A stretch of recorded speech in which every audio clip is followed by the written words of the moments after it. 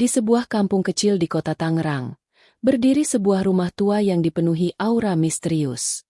Rumah itu pernah menjadi milik Pak Seno, seorang pawang ular terkenal yang disegani di desa. Namun, sejak kecelakaan tragis merenggut nyawa Pak Seno, rumah itu berubah menjadi sunyi. Dimas, putra Pak Seno yang baru berusia 15 tahun, kini tinggal sendirian di rumah itu. Sejak kecil, ia terbiasa hidup di antara ular-ular piton yang dirawat ayahnya. Namun, tanpa sang ayah, rumah itu terasa kosong dan menakutkan. Awalnya, Dimas mencoba bertahan. Ia yakin bahwa ular-ular itu adalah peninggalan yang harus ia rawat. Namun, perlahan-lahan, ular-ular itu mulai bertambah banyak. Ular baru terus bermunculan, seolah-olah dipanggil oleh sesuatu yang tak terlihat. Setiap sudut rumah kini dipenuhi ular. Dari lantai hingga plafon, Dimas bisa melihat tubuh besar mereka melata di mana-mana. Meski ular-ular itu tidak pernah menyerangnya, keberadaan mereka membuat Dimas merasa tercekik. Malam-malam Dimas semakin sulit. Ia sering terbangun karena desisan ular yang memenuhi ruangan. Rasa takut mulai menguasainya. Akhirnya, setelah berminggu-minggu hidup dalam ketakutan, ia memutuskan untuk pergi meninggalkan rumah itu. Dimas pindah ke rumah seorang kerabat di kampung sebelah, mencoba melupakan rumah tua itu. Namun, pikirannya terus kembali ke sana. Ia merasa bersalah telah meninggalkan warisan ayahnya yang seharusnya ia jaga. Sementara itu, desas-desus tentang rumah tua Dimas menyebar di kampung. Orang-orang mengatakan rumah itu kini dihuni ratusan ular piton. Mereka percaya ular-ular itu tidak hanya menjaga rumah, tetapi juga menyimpan sesuatu yang berharga. Dimas sering bermimpi buruk. Dalam mimpinya, ia melihat ular-ular itu melingkar di sekelilingnya, memanggil-manggil namanya. Ia merasa seperti ada yang memintanya untuk kembali ke rumah tua itu. Suatu sore, seorang tetua desa mendatangi Dimas. Tetua itu mengatakan bahwa ular-ular di rumah itu bukan ular biasa. Mereka adalah penjaga yang setia kepada keluarga pawang yang telah merawat mereka. Dimas, ular-ular itu menunggu kamu. Mereka tidak akan pergi sampai kamu kembali. Rumah itu adalah tanggung jawabmu, kata tetua itu dengan nada serius. Kata-kata itu menghantui pikiran Dimas. Akhirnya, dengan perasaan berat, Dimas memutuskan untuk kembali ke rumah tua itu. Ketika ia tiba, rumah itu terlihat sama seperti yang ia tinggalkan, tetapi lebih sunyi. Ia membuka pintu dengan hati-hati. Begitu masuk, Dimas melihat ular-ular itu masih ada di sana, melingkar dengan tenang di setiap sudut ruangan. Tidak ada satupun yang bergerak, tetapi mata mereka seolah-olah mengikuti langkahnya. Dimas merasa tubuhnya bergetar. Namun, ia mencoba berbicara kepada ular-ular itu, seperti yang sering dilakukan ayahnya dulu. Aku kembali. Maafkan aku karena pergi, ucapnya dengan suara pelan. Ular-ular itu mulai bergerak. Namun, bukan untuk menyerang. Mereka perlahan-lahan melingkar di sekeliling Dimas, membentuk lingkaran besar, seperti menyambut kehadirannya. Dimas merasa takut sekaligus tenang. Ia menyadari bahwa ular-ular itu tidak pernah berniat menyakitinya. Mereka hanya menunggu kehadirannya untuk melanjutkan hubungan yang telah dirawat oleh ayahnya. Hari-hari berlalu, dan Dimas mulai belajar merawat ular-ular itu seperti yang dilakukan ayahnya dulu. Ia berbicara kepada mereka, memberi makan, dan bahkan membersihkan tempat mereka tinggal. Namun, rasa damai itu tidak bertahan lama. Suatu malam, Dimas mendengar suara berbisik di dalam rumah. "Jangan tinggalkan kami lagi." Suara itu terdengar seperti berasal dari dinding. Dimas merasa seperti rumah itu hidup. Ia mulai merenungkan apakah ia benar-benar sanggup tinggal di sana. Namun, ia tahu bahwa rumah itu adalah bagian dari dirinya. Rumah tua di Tangerang itu kini menjadi milik Dimas sepenuhnya.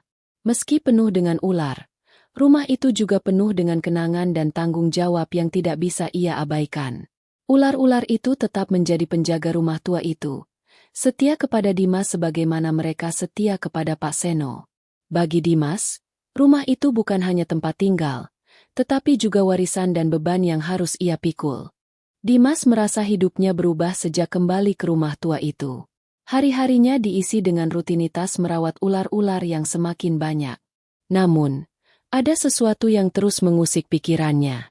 Ia merasa rumah itu tidak hanya dipenuhi ular, tetapi juga menyimpan misteri yang tidak pernah ia pahami sepenuhnya. Malam-malam Dimas sering dihantui mimpi-mimpi aneh. Dalam mimpinya, ia melihat sosok sang ayah berdiri di tengah lingkaran ular, berbicara dalam bahasa yang tidak ia mengerti. Suara ayahnya terdengar tegas, tetapi wajahnya penuh kesedihan. "Dimas, jangan tinggalkan mereka," kata sosok itu, sebelum menghilang di antara ular-ular yang melata.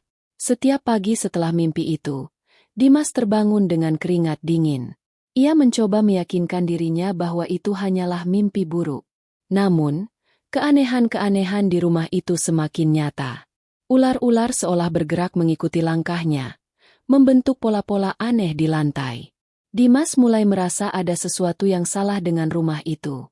Suatu hari, saat sedang membersihkan sudut ruangan, ia menemukan sesuatu yang membuat jantungnya berdegup kencang. Sebuah peti kayu tua yang terkubur di bawah tumpukan debu dan kain lusuh. Peti itu terkunci rapat, dan Dimas tidak memiliki kunci untuk membukanya. Namun, nalurinya mengatakan bahwa peti itu menyimpan jawaban atas semua misteri rumah ini. Ia mencoba membuka peti itu dengan paksa, tetapi gagal. Ketika malam tiba, suara desisan ular semakin keras dari biasanya. Seolah-olah mereka tahu apa yang sedang Dimas coba lakukan. Suara itu memenuhi seluruh ruangan, membuat Dimas merasa seperti diintai. Ia mencoba menenangkan dirinya, tetapi perasaan tidak nyaman itu tidak hilang. "Apakah kalian melindungi sesuatu?" bisik Dimas kepada ular-ular itu. Tentu saja, tidak ada jawaban. Namun, salah satu ular bergerak mendekatinya, membawa sesuatu di mulutnya. Sebuah kunci kecil yang tampak tua. Dimas mengambil kunci itu dengan tangan gemetar. Ia tahu apa yang harus ia lakukan, tetapi perasaan takut mulai menguasainya. Ia berdiri di depan peti kayu itu, kunci di tangannya, tetapi ragu-ragu untuk memasukkannya ke lubang kunci. Saat akhirnya ia memberanikan diri membuka peti itu, sebuah suara berbisik terdengar di telinganya. "Berhati-hatilah dengan apa yang kau inginkan, Dimas." Suara itu terdengar seperti suara ayahnya, tetapi tidak sepenuhnya sama. Ketika peti itu terbuka, Dimas melihat sesuatu yang tidak pernah ia duga. Di dalamnya, terdapat sebuah kitab tua dengan tulisan yang tidak ia kenali. Halaman-halamannya terbuat dari kulit dan dipenuhi dengan simbol-simbol ular. Dimas merasa tubuhnya melemah. Ia mencoba membaca beberapa tulisan di kitab itu, tetapi semakin lama ia membacanya, semakin pusing kepalanya.